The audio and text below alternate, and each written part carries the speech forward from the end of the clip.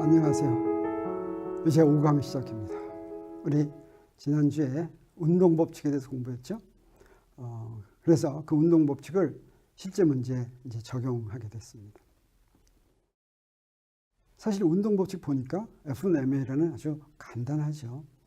근데 우리 역학 부분이 책도 두껍고 굉장히 할 게 많은 이유가 뭐냐면 이것을 실제 물체에 적용할 때 그게 어떤 경우냐에 따라서 여러 경우마다 풀이 방법이 다릅니다. 간단할 때도 있고 복잡할 때도 있습니다. 복잡할 수 있는 방법이 뭐냐면 F는 MA에서 F가 어떤 형태인가 하는 것입니다. 그 다음에 우변 MA에서 그 F가 작용하는 물체가 어떤 종류의 물체냐. 크기를 안 갖는 물체일 수도 있고 크기를 갖는 물체일 수도 있고 뭐 여러 가지가 있을 수 있습니다. 또는 여러 물체일 수도 있고 이렇게 해서 그 힘이 적용하는 대상이 달라지면 또 복잡해집니다. 가장 간단한 경우가 대상도 딱 하나, 그 다음에 힘도 변하지 않는 경우입니다. 이 말은 뭐냐면 물체가 이동하더라도 힘의 크기와 방향이 변하지 않는 거, 이게 바로 일정한 힘을 받는 운동입니다. 5강에서는 일정한 힘을 받는 운동에 대해서 설명하도록 하겠습니다. 그런데 우리 미분과 적분, 고등학교 때까지 이거 별로 재미가 없었는데 사실은 미분과 적분에 대해서 잘 이해하면 역학 문제를 풀 때 굉장히 쉽습니다. 우리 제 3강에서 우리 미분을 많이 다뤘습니다. 이번에는 적분을 조금 소개하도록 하겠습니다. 미분에 비해서 적분은 훨씬 간단합니다. 우리 3강에서 배운 미분을 잠깐 복습하면 이런 거였어요. 미분은 dx분의 dy.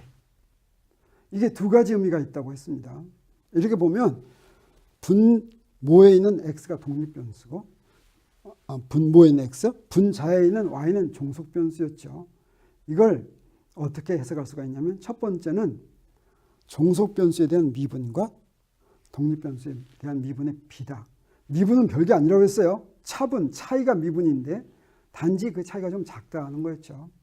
얼마나 작으면 된다고 그랬어요? 제곱하면 0인 거라고 그랬죠. 그래서 이 두 개의 미분의 비다라고 얘기할 때는 우리 dx분의 dy가 fx다 이랬다면 b니까 양변의 dx를 이렇게 곱해줄 수가 있다라고 하는 겁니다. 미분에 이런 이렇게 사용할 수도 있고 똑같은 dx분의 dy를 이렇게도 사용할 수가 있고 또 어떻게도 사용할 수가 있냐면 이게 바로 yx의 도함수다라는 의미로 사용할 수가 있다고 하는 거죠. 이런 의미일 때는 dx를 곱해주면 곤란합니다. 여기서 dx분의 d는 이거는 연산자, 미분을 해줘라라고 하는 연산자라고 하는 뜻이죠. 그래서 x에 대해서 미분하면 그 결과가 어떻게 되냐면 n 곱하기 x n-1이 된다라고 하는 것을 우리 3강에서 잘 배웠죠. 그래서 이 미분을 보면 어땠냐면 차분이었는데 여기 이런 y는 fx라는 함수가 있다면 두 차분 델타 x만큼 한 차이의 두 점의 기울기가 바로 델타 x분의 델타 y라면 그 차분이 아주 작아지면 어떻게 되냐면 어떤 기울기냐면 P점에서 접선의 기울기다. dx분의 dy는 P점에서 접선의 기울기다 라고 하는 의미로 바뀌는 거였습니다. 그것만 차이가 있었어요. 그래서 미분이 바로 차분으로 이해할 것 같으면 어렵지 않습니다.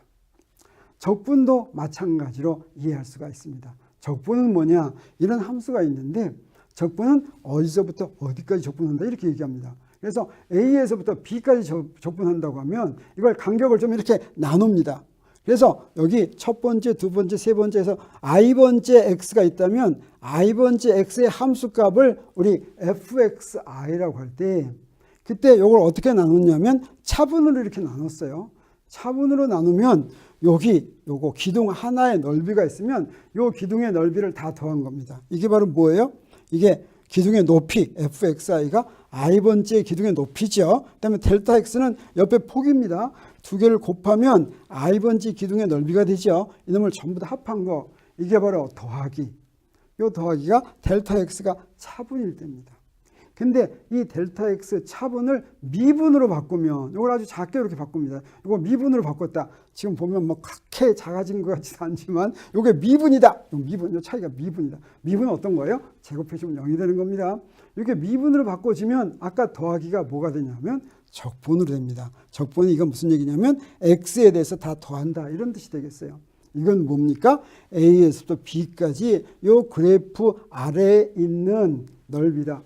아까 어때요? 델타 차분을 했을 때는 요 계단처럼 돼 있어서 조금씩 빈 게 있죠. 그게 미분으로 되면 빈 데가 점점 좀 작아지겠죠.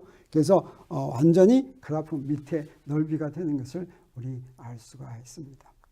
그래서 이걸 갖다가 미분하고 이렇게 비교했더니 아까 이거 본 겁니다. 미분은 차분일 경우에는 두 점의 기울기라고 한다면 미분은 한 점에서 접선의 기울기라면 적분은 어떻습니까? 네, 이런 기둥 모양의 넓이라고 한다면 그 기둥 모양의 저 사이사이가 좁아져 가지고 전체 그래프 바로 밑에 넓이가 됐다라고 하는 것을 우리 알 수가 있습니다.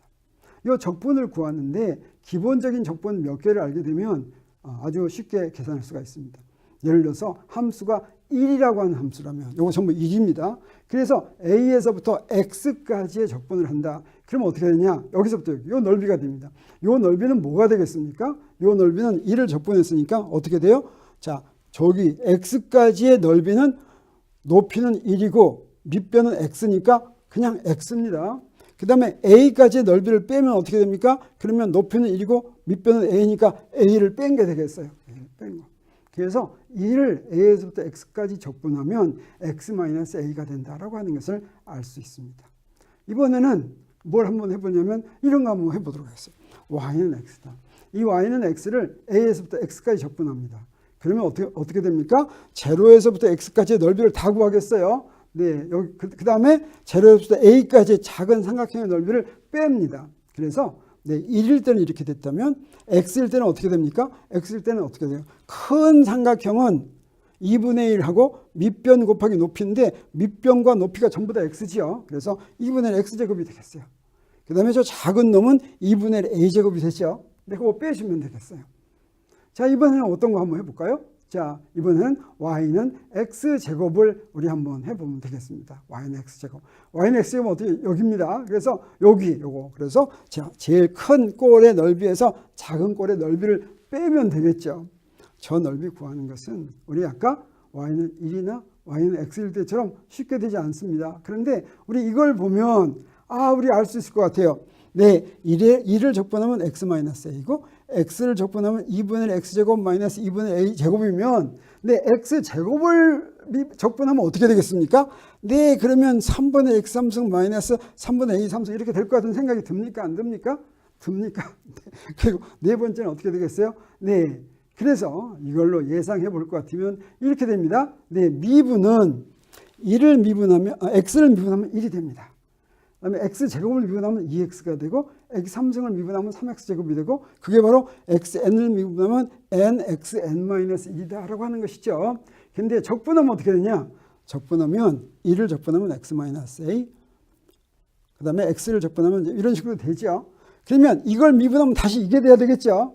근데 요 A나 2분의 A제곱이나 3분의 A 3승 이건 전부 상수이기 때문에 미분하면 0이 됩니다. 그래서 이 X를 미분하면 다시 1이 되는 거 알 수 있죠. X제곱을 미분하면 2를 곱해줘야 되죠. 그래서 2X가 되는 거 우리 알 수가 있습니다. 네, 이런 식으로 요거 3분의 X 3승을 미분하면 X제곱이 되는 거 알 수가 있죠. 이걸 정리하면 이렇게 됩니다. XN을 미분하면 NXN- 되는 거 하면 네, 여기 XN을 적분하면 N 플러스 1분의 XN 플러스 1이 된다라고 하는 거 우리 알 수 있죠. 이걸 이용해서 미분과 적분을 우리 자유자재로 할 수 있게 될 거로 생각합니다.